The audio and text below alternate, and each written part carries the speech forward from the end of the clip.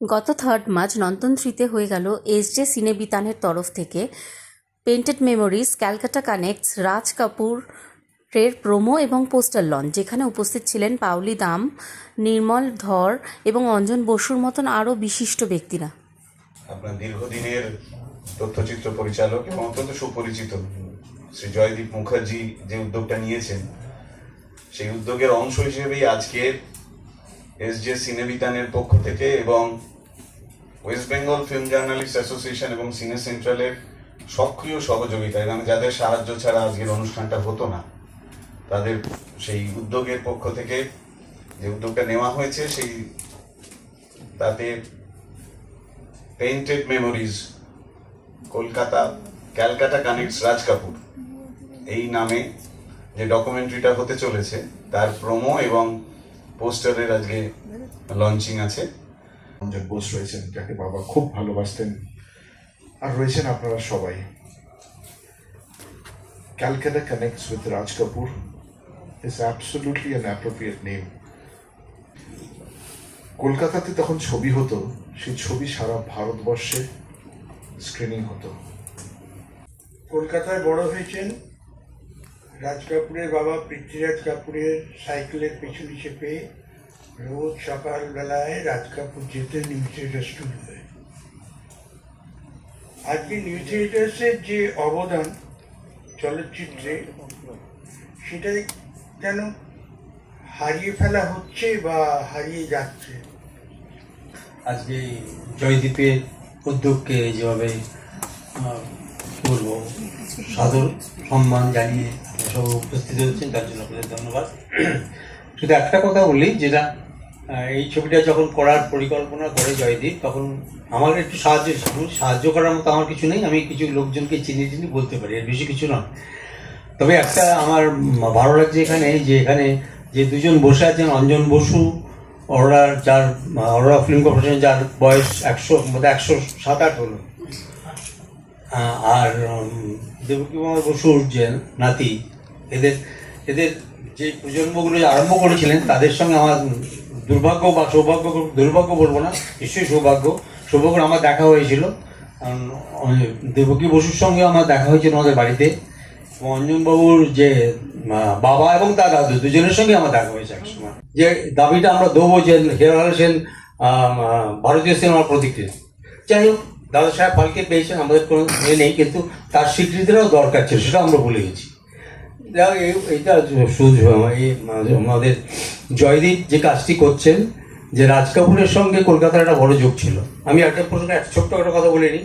আমি দুদিন আগেই একটা ছবি, কি বলবো, একটা ওই রাজ কাপুর দাস্তানে রাজ কাপুর বলে একটা অনুষ্ঠান হলো এখানে কলকাতায়, দুদিন আগে দেখে এসেছি। সেখানেও কিন্তু দেখলাম কলকাতার ব্যাপারটা একদমই অফ। সেখানে শুধু একবার দেবকী বোস মধুভূষণ নাটটা করা হলো, যে ও রাজ কাপুর ওখানে গিয়েছিলেন, রাজ কাপুর দেবকী বোস মধুভূষণ তখন কাজ করেন, আর কিচ্ছু কোনো বলা হয়নি।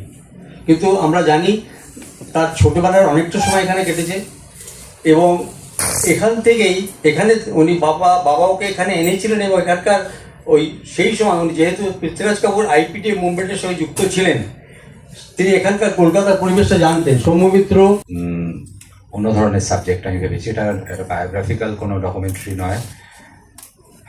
রাজ কাপুরের কলকাতা কানেকশন তো বটেই, রাজ কাপুরের কলকাতার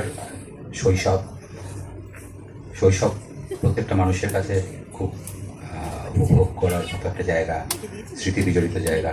সেগুলো অদ্ভুতভাবে একটা ইমোশন তৈরি করে, একটা মেলানকলিক একটা অ্যাটমসফিয়ার তৈরি করে, যার জন্যে অনুভূতি একটা আছে, সেইটা তো আছেই। এটা 3টে ফেজ মোটামুটি আমি ভেবেছি।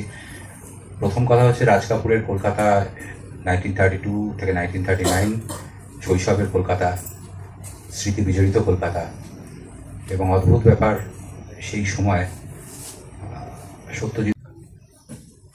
নমস্কার, শুভ সন্ধ্যা। প্রথমেই আমি বলি যে এরকম একটা সুন্দর অনুষ্ঠানে আমাকে আমন্ত্রণ দেওয়ার জন্য আমি এসজে সিনেবিতানের তরফ থেকে যারা এই অনুষ্ঠানটা করেছেন তাদেরকে অসংখ্য ধন্যবাদ। আর স্পেশালি ধন্যবাদ আলাদা করে দেওয়ার কিছু নেই, তাও দেবো নির্মলদা এবং সজলদাকে। তো এরকম একটা ভাবনা থেকে যে এরকম একটা মানে ছবি তৈরি করার যে ইচ্ছেটা যে জন্মালো, সেটা তার জন্য আমি ডেফিনেটলি জয়দীপদাকে অসংখ্য ধন্যবাদ। আমি দেখবো, অবভিয়াসলি আমরা এখানে সবাই এসেছি প্রোমোটা দেখতে, তো আর বেশি কিছু বলবো না।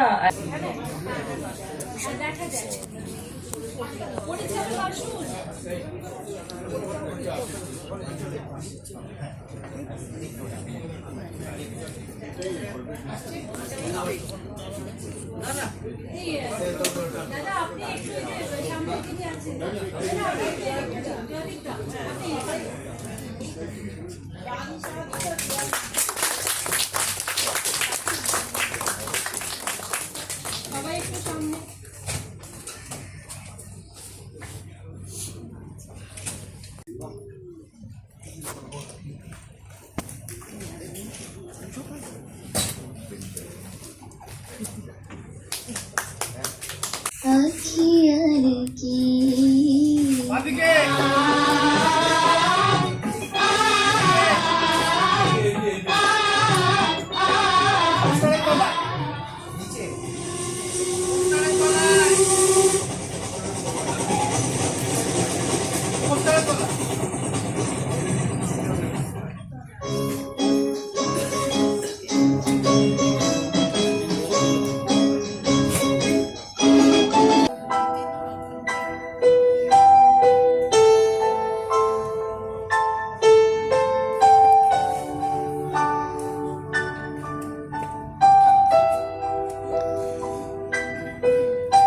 তখন পৃথ্বীরাজ কাপুর সব পরিবারে এই ঘরটার মধ্যে আসতেন, স্ক্রিপ্ট সেশন হতো।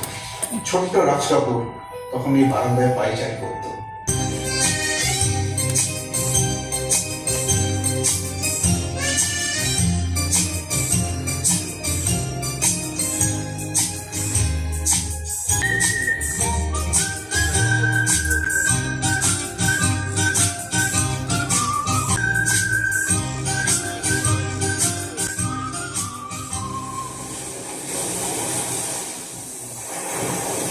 এত সুন্দর একটা প্রোমো দেখার পরে আমরা পেয়ে গেছিলাম আমাদের মাঝখানে যার আসল ভাবনা থেকে এটা উঠে এসেছে, সেই শ্রী জয়দীপ মুখার্জি। শুনে নিন কি বলছেন। আমি আসলে দীর্ঘদিন ধরে একটা জিনিস ভাবছিলাম যে বম্বেতে বেঙ্গল ইনফ্লুয়েন্স, বেঙ্গল